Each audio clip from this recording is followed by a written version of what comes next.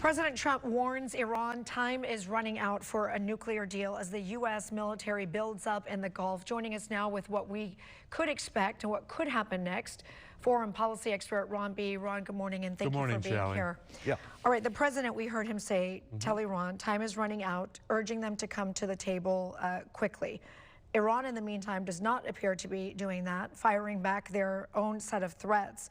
The question that everybody's asking this morning is, will the United States strike Iran? Well, the president has suggested he will because he said help is on the way, and he asked the protesters to take names for a later date. So I assume he's a man of his word, and so he will do something to help the protesters. It's interesting how we've moved from protesters to nuclear talks, talking about nuclear weapons rather than the protesters. And I'm not sure if that's just smoke and mirrors at this point. I noticed that the carrier group has gone dark and gone ghost, as they say, to avoid a preemptive attack against them. And we do have an awful lot of forces deployed in other parts of the region. Yeah, I believe it's two armadas now, right? At least two armadas, and let's not forget about the aircraft that have been moved in. Strike aircraft have been moved, 3 squadrons of F-15s, which are not there to play tiddlywinks.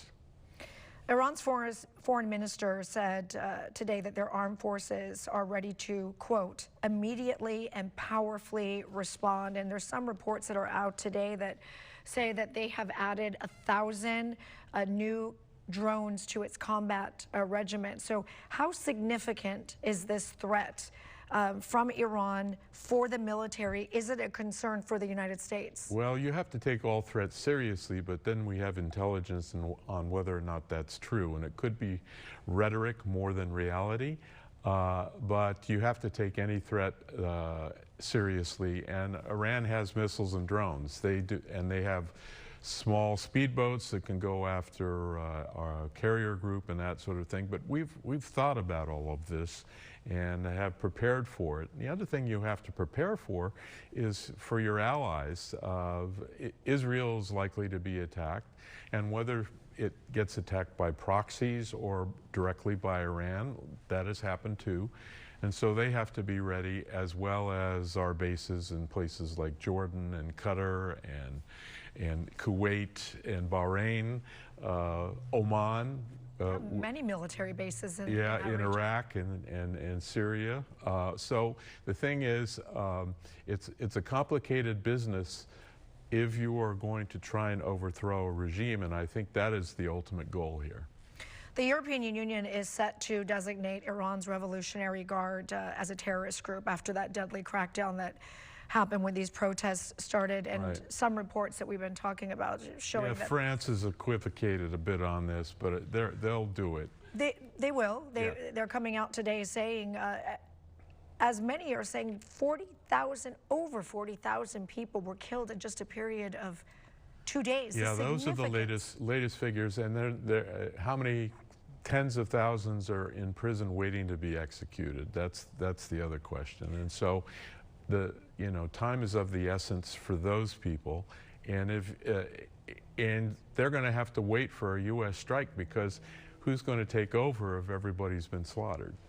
Who's going to take over? The regime and have a democratic system if everybody's been slaughtered in the streets. And that's how Iran deals with it. They kill their way out of things.